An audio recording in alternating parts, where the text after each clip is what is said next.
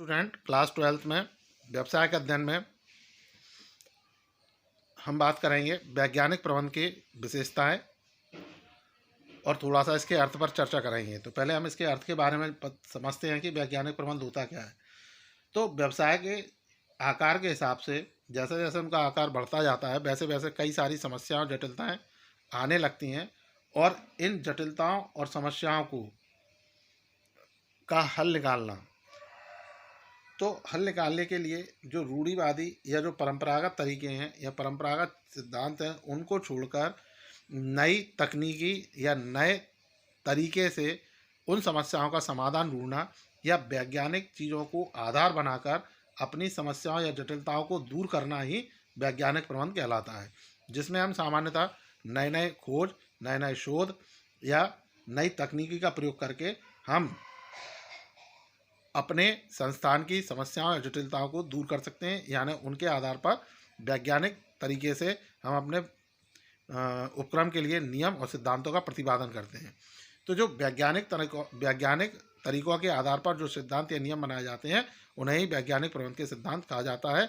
और इसके जो जन्मदाता है उनको F.W. टेलर को माना जाता है, जो कि अमेरिका से संबंध रखते हैं। 1856 में इनका जन्म हुआ था और इन्होंने 1911 में वैज्ञानिक प्रबंध के सिद्धांत के नाम से एक पुस्तक भी लिखी। 1903 में उन्होंने एक और पुस्तक लिखी जिसका नाम था शॉप मैनेजमेंट।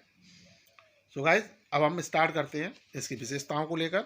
तो इसकी पहली विशेषता है तथ्य एवं सूचनाओं का एकत्रीकरण। तो वैज्ञानिक प्रबंध के अंतर्गत उन तथ्यों एवं आंकड़ों एवं सूचनाओं को एकत्रित किया जाता है जो व्यवसाय के उपक्रम को संचालन को प्रभावित करते हैं। तो वैज्ञानिक प्रबंध के अंतर्गत हम क्या करते हैं, जितने भी हमारे उपक्रम से संबंधित समस्याएं हैं, जटिलताएं होती हैं, उनसे संबंधित डाटा कलेक्ट करना, यानी आंकड़ों को एकत्रित किया जाता है। और इसमें ऐसे डाटा एकत्रित किए जाते हैं, ऐसी सूचनाएं एकत्रित की जाती है जो कि हमारे व्यवसाय के संचालन पर प्रभाव डालती हैं। दूसरा, नियमों का प्रतिपादन।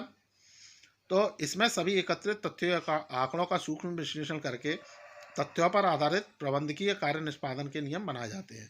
यानी जो भी हमने आंकड़े या सूचनाएं इकट्ठी की उनका अध्ययन करके, उनका विश्लेषण करके हमें जो प्रबंधकों द्वारा जो कार्य किए जाएंगे या प्रबंधकों को जो कार्य करने होंगे उससे संबंधित नियम हम इसमें तैयार करते हैं। फिर है प्रमापों की स्थापना।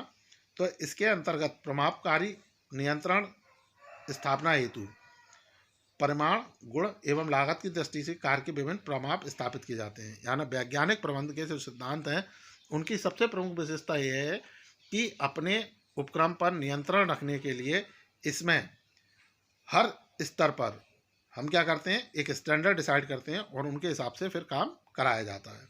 फिर है कार्य का नियोजन। तो वैज्ञानिक प्रबंध में किसी भी कार्य को करने से पूर्व, नियोजन का अर्थ होता है कार्य को करने से पूर्व इसकी योजना बनाना।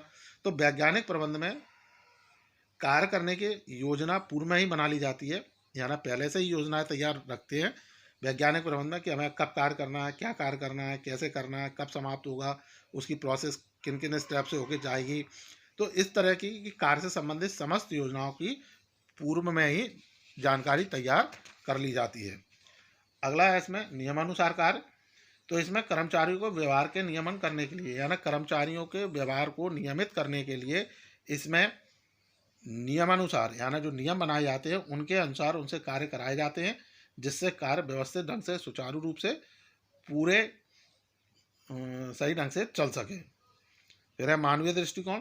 तो इसके अंतर्गत कर्मचारियों के कार्यभार में वृद्धि न करके कार्य को समन्वय सरल बनाकर, यानी इसमें क्या होता है कि जो वैज्ञानिक प्रबंध है उसमें मानवीय दृष्टिकोण को भी रखा जाता है।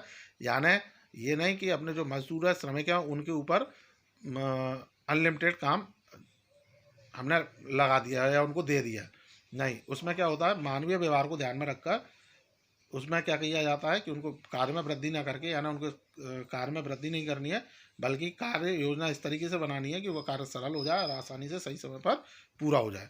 सो गाइस, आपको ये विशेषताएं समझ में आई होंगी। Thank you.